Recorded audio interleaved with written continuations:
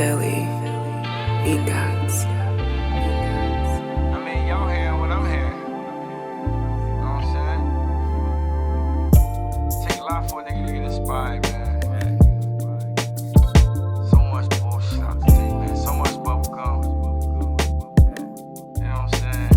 I be having to get the urge to get in this bitch, man. You know Sometimes you gotta let that thing ride, man. You know what I Oh. mean? Niggas be rushing this shit. It's like waking up sluggish from a long night after they go to the gym.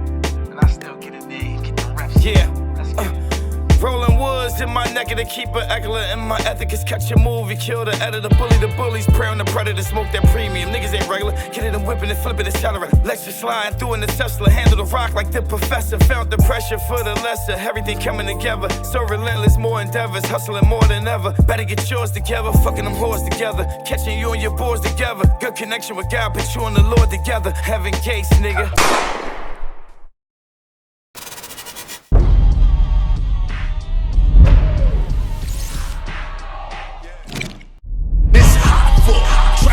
Turn smack rapper. Only smack rapper that you know is smack rapper.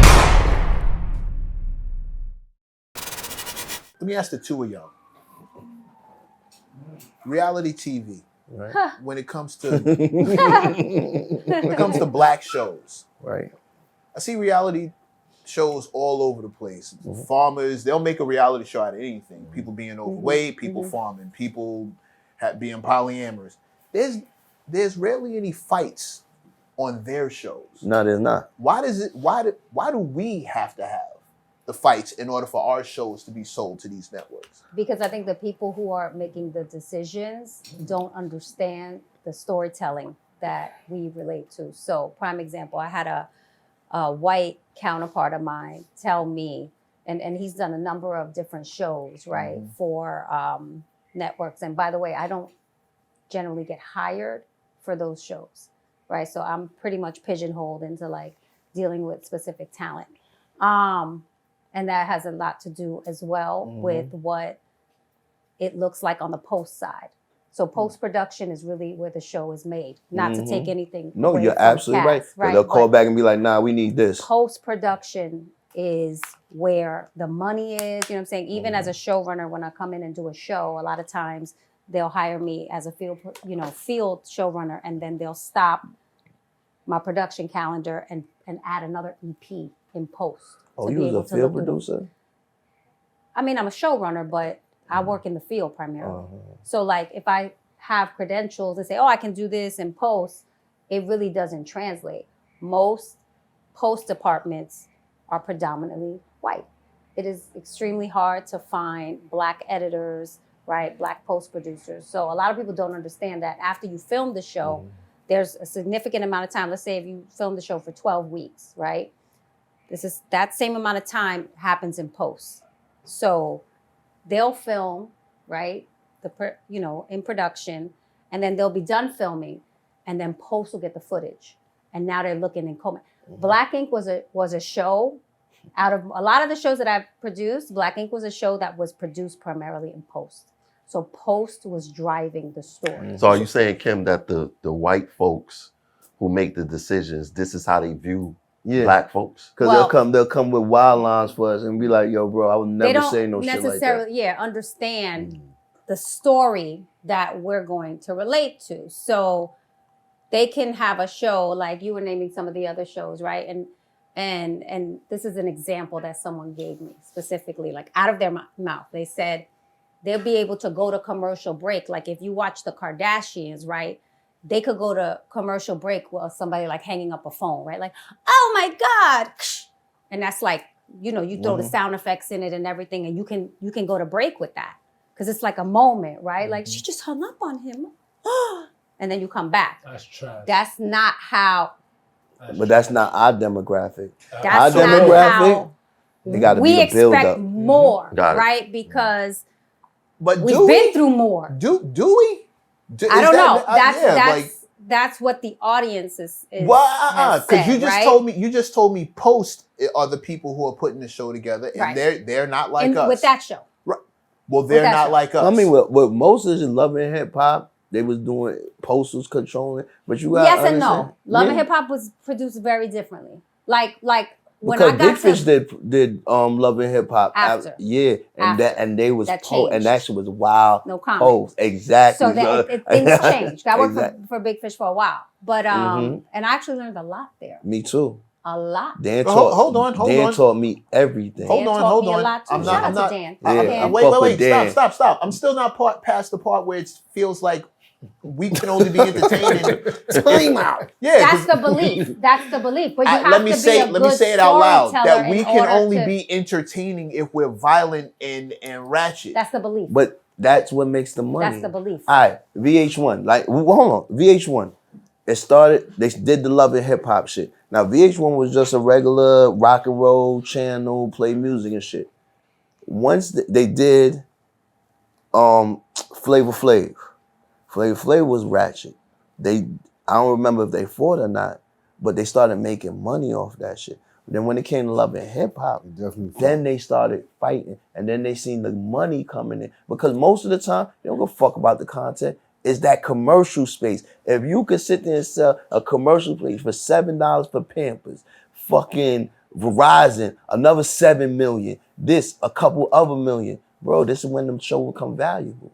Because you're banking all this other shit. You're only using, let's say, 10% of the commercial revenue to make this show, but everything else is profit. This is why that shit go like that. So now VH1 has become a big commercial fucking entity that everybody's sitting there dropping, especially in that 9 to 10 o'clock slot is mostly prime time, especially for black people.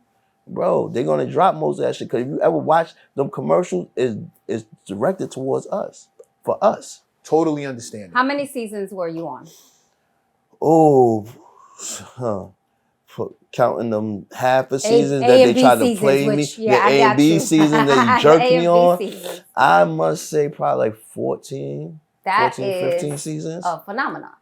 Shows don't last 14 seasons, right? Okay. A show like Love and Hip Hop that's been going for so many years, like that's not normal. Right. That's not normal.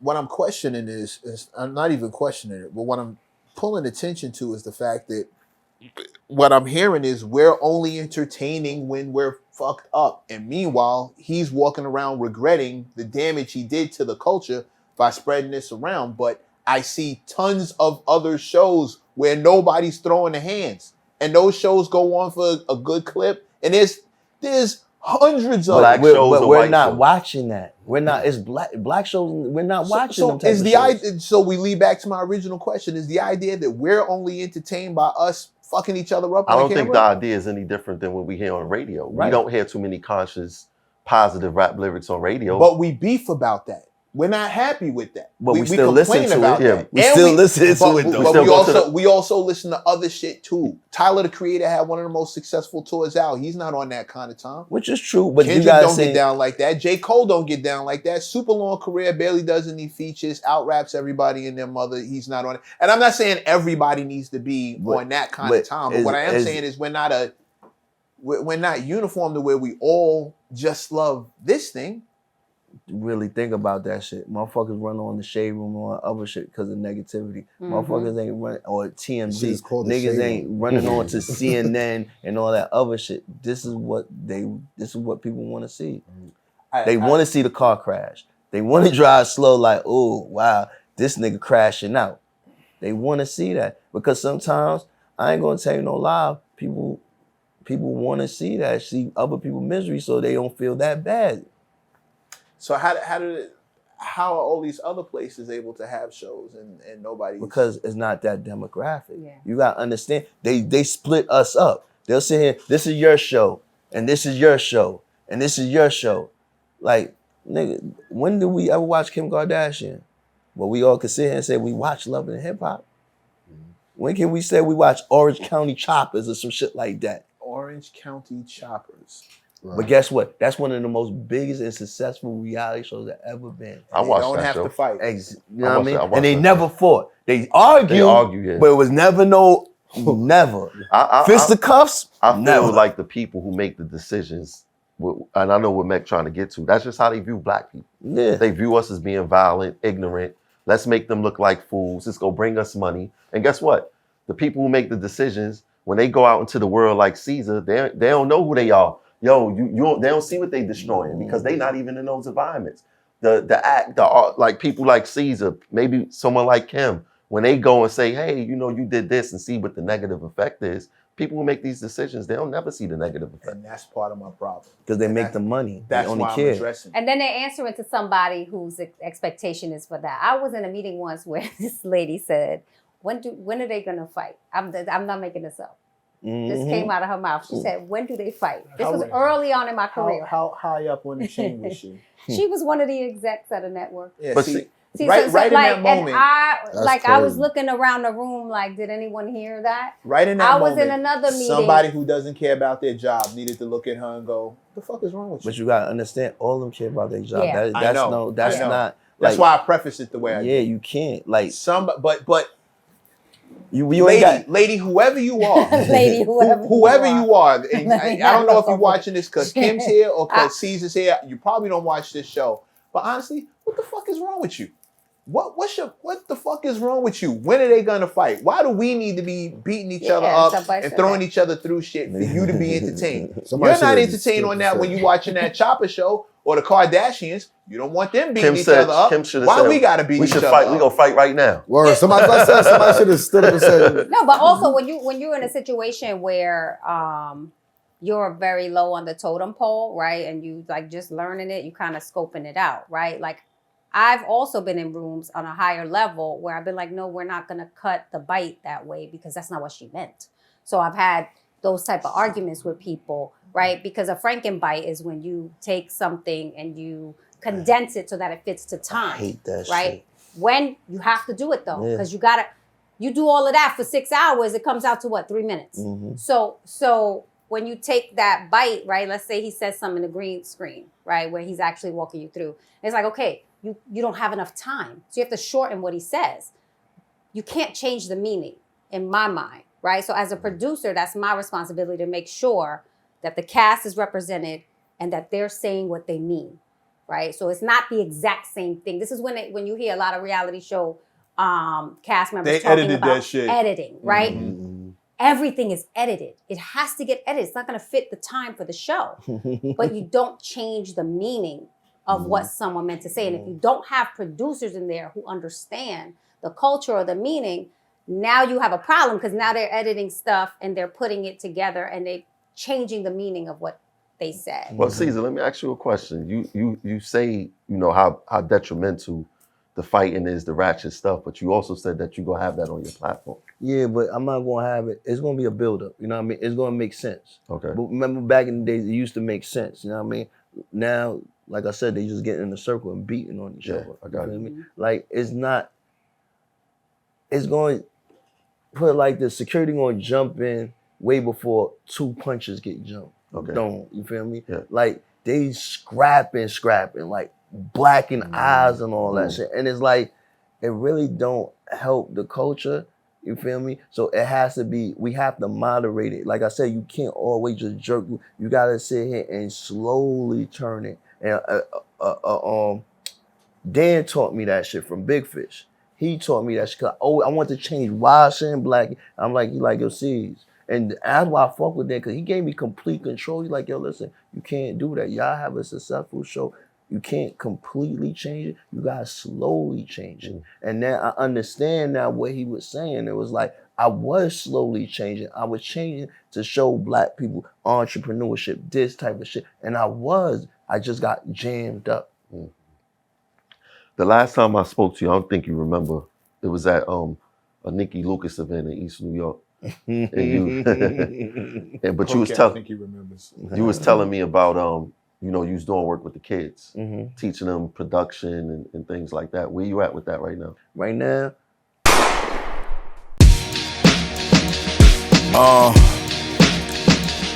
Yeah. Ha! Yeah, I'm so special. I'm so special. I'm so special, so special, so special. I'm like Ichigo, master in a red suit. This my bank card form, I'm about to let loose. Better make your next move your best move. Straight out the gate, niggas gon' hate and try to test you. Watch who you with, who your mans, who you next to. If you take a hit with some assist like a nephew, you can never check us. Homie, this a chess move. Wrote this on a little short bus, I'm so special. If Mav say get him, I'ma get him. Ain't no talking when I pull up. Park up, hop out, run down with my hood up. Now what the fuck are you hating for? Can't DFG get money anymore?